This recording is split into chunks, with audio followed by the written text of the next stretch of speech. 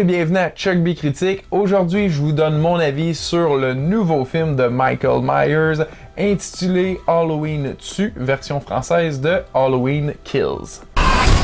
You want to kill someone? Take me! Michael! I want to take his mask off.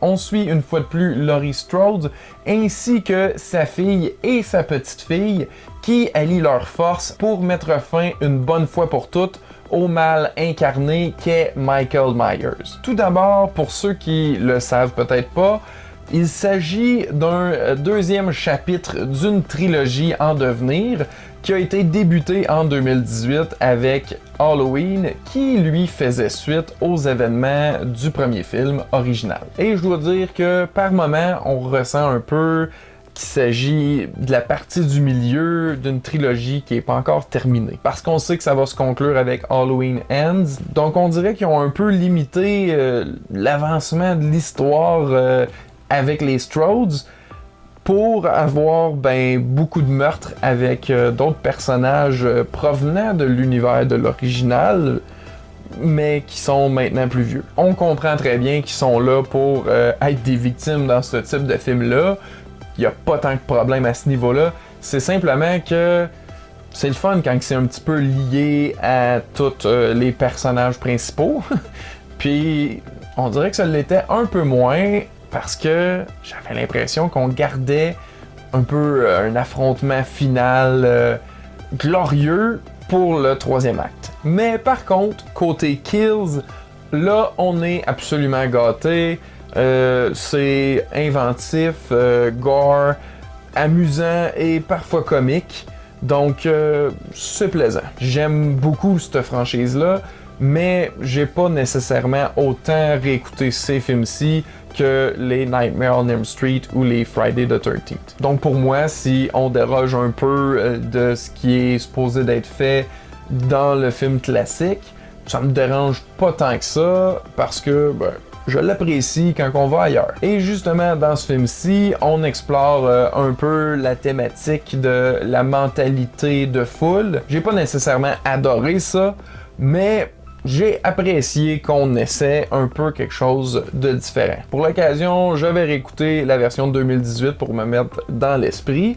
Et ça a fonctionné parce que j'ai vraiment aimé qu'on suive directement les événements du premier film dans le deuxième. On est littéralement dans la même nuit d'Halloween et on voit un peu les conséquences de ce qui s'est passé dans le premier film.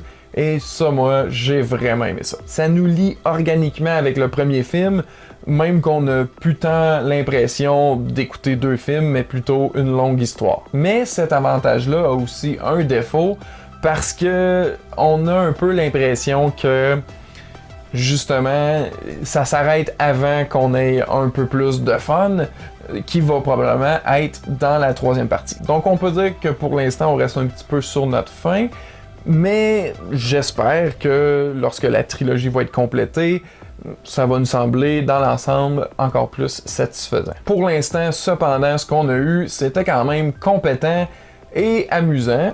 J'ai pas autant apprécié que le premier film, mais à tout le moins, j'ai trouvé que c'était un peu différent. On a aussi de très bonnes performances d'actrices, bien entendu Jamie Lee Curtis, la Scream Queen par excellence qui a débuté tout ça, mais on n'en a pas assez. Puis ce qu'on a, c'est pas nécessairement ce qu'on voulait. Comme je disais, je pense qu'il y a des choses qui sont gardées pour le troisième chapitre. Fait que c'est ça, c'est dommage un petit peu à ce niveau-là. Pour ce qui est de Michael Myers, une tout aussi bonne interprétation, on le sent constamment menaçant, inquiétant et vraiment avec une physicalité effrayante. Je dois dire que je l'ai autant apprécié lorsqu'on le voit dans les flashbacks que lorsque c'est dans les événements de 2018.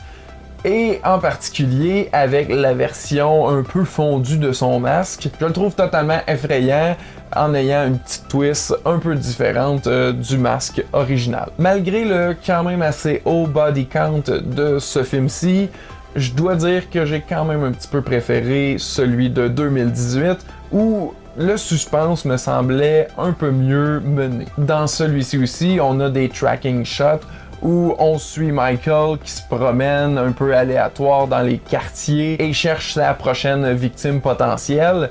Ça, c'est très bien fait et on sent vraiment toute l'ambiance, mais c'est ça, il y a beaucoup plus de gros kills, gore, que de moments stressants avec beaucoup de suspense. Et côté ambiance, c'est vraiment réussi. On se sent totalement la nuit de l'Halloween avec toute l'atmosphère de l'automne lugubre. Et pour contribuer à cette ambiance-là, il y a bien sûr une superbe trame sonore qui reprend quand même vraiment bien ce que John Carpenter avait fait, mais en lui donnant bien sûr une petite twist différente et personnelle. C'était vraiment très beau, super bon et donnait toute l'ambiance des grandes scènes de meurtre. Pour moi, dans l'ensemble, c'est vraiment réussi et un total divertissement. Donc ça en fait une chaude recommandation pour les fans d'horreur et pas mal juste ceux-là. Si vous aimez Halloween puis les slashers,